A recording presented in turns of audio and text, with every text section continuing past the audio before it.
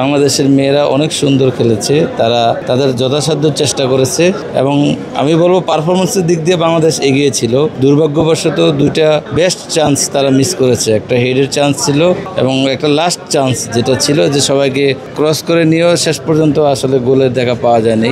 হতাশ আমি বলবো না, কারণ বাংলাদেশের মেয়েরা অনেক ভালো ফাইট করেছে এবং আমার বিশ্বাস যে আগামী ম্যাচে তারা কামব্যাক করবে ইনশাল্লাহ। আমি মনে করি যে তারা অনেক ভালো খেলেছে। All the best. যারা ঊর্ধ্বতন কর্তৃপক্ষ আছে তারা আমাদের চাইতে ভালো ফিল করে, কারণ আমরা হয়তো বাইরের থেকে জিনিসটাকে বলি যে এই খেলোয়াড়কে নিলে হয়তো আরটু ভালো করতো, কিন্তু বেস্ট বিষয়টা কিন্তু কোচ এবং যারা সিলেকশন বোর্ডে আছে ওনারা আমাদের চাইতে অনেক বেশি স্টাডি করে এবং তারা যেটা দেশের জন্য সেরা টিম সবসময় চেষ্টা করে ওটাকেই নামানোর জন্য।